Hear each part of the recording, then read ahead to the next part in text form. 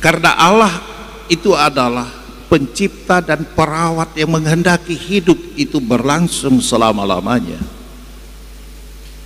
Itu sebabnya ketika mendengar bahwa Lazarus mati, Yesus katakan tidak, dia hanya tidur. Sebentar, nanti saya akan ke sana dan membangunkan dia.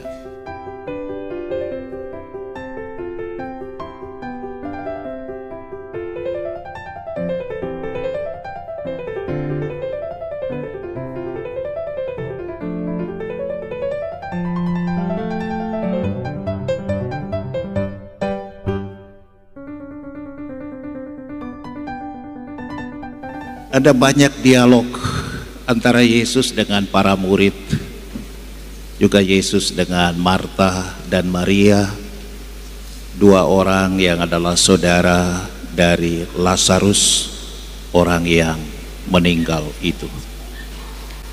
Saudara-saudari, dari sekian banyak dialog, kata-kata yang diucapkan Yesus, saya menarik perhatian kita pada kalimat yang menurut saya paling penting yang diucapkan Yesus.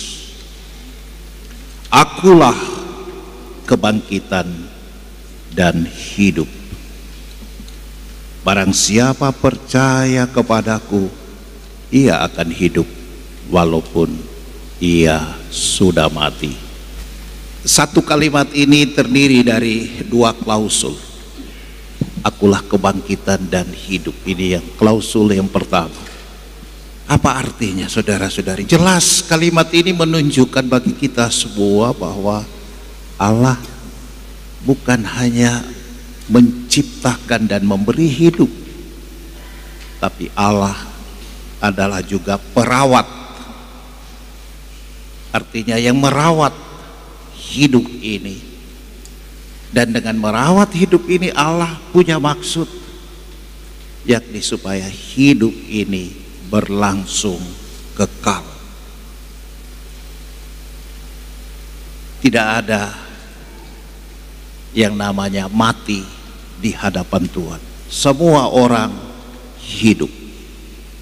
Itulah yang diwartakan oleh Yehezkiel di dalam bacaan yang pertama. Aku akan memberikan rohku kepadamu sehingga kamu hidup. Dan itulah juga yang diwartakan oleh Santo Paulus di dalam bacaan yang kedua kepada umat di Roma. Paulus katakan, Roh Allah yang membangkitkan Yesus dari antara orang mati, diam, tinggal, berada di dalam dirimu, di dalam diri kita semua.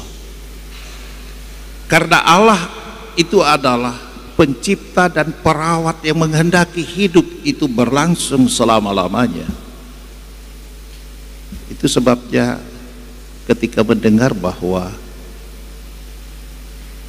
Lazarus mati, Yesus katakan tidak, dia hanya tidur. Sebentar, nanti saya akan ke sana dan membangunkan dia. Tadinya para murid pikir tidur dalam arti ya seperti kita biasa tidur.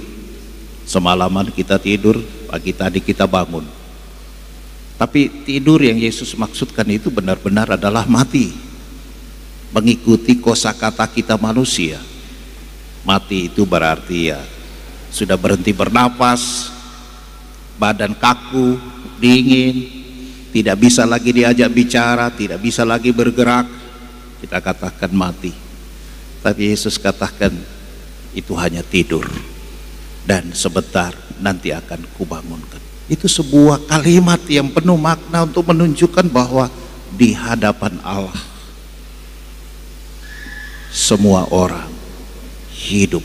Allah menghendaki supaya tidak ada sesuatu yang membinasakan kehidupan ini.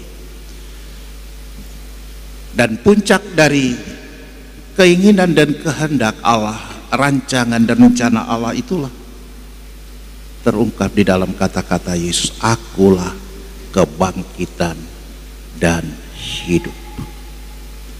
Kita semua tentu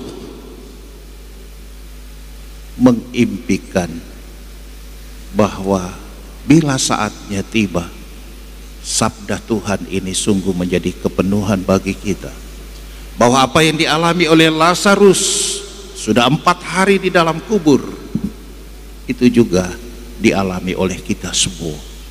Bahkan tidak pakai lama, tidak perlu menunggu 4 hari. Pada saat kita mengakhiri hidup ini, pada saat yang sama juga kita memulai sebuah hidup yang baru. Itulah hidup kekal.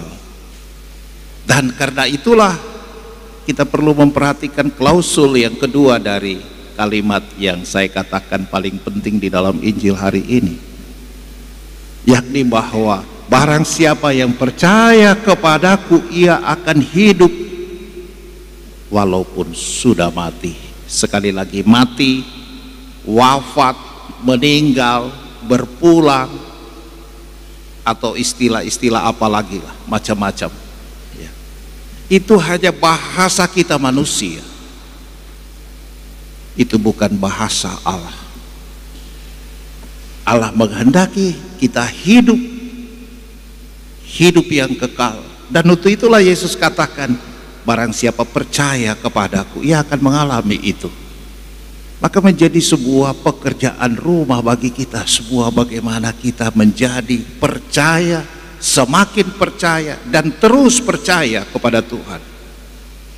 Seperti yang dinyatakan di dalam bacaan Injil pada kalimat yang terakhir tadi, di antara orang Yahudi yang datang melawat Maria dan menyaksikan sendiri apa yang telah dibuat oleh Yesus, percaya kepadanya. Peristiwa Yesus membangkitkan, menghidupkan kembali Lazarus adalah sebuah peristiwa yang mengundang kita semua untuk terus bertumbuh di dalam iman, dalam kepercayaan kepada Yesus, dan mengalami kedekatan, intimitas, keakraban yang semakin dalam dengan Yesus. Itu ditunjukkan dengan sangat baik oleh 3 orang bersaudara, Lazarus dan juga 2 saudarinya, Marta dan Maria. Mereka punya hubungan personal, relasi pribadi yang dekat, yang akrab. Maka ketika Lazarus sakit, Marta mengirimkan berita kepada Yesus bahwa dia yang engkau kasihi.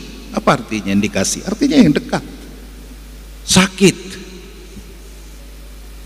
Tapi Yesus menimpalinya dengan kalimat yang santai, boleh dibilang. Sakit, penyakit itu tidak akan membuat orang mati, tapi penyakit, sakit itu menjadi kesempatan orang menyaksikan karya Allah. Dan benar, Yesus datang, karya Allah menjadi nyata. Orang mati hidup, tidak ada yang mustahil bagi Allah.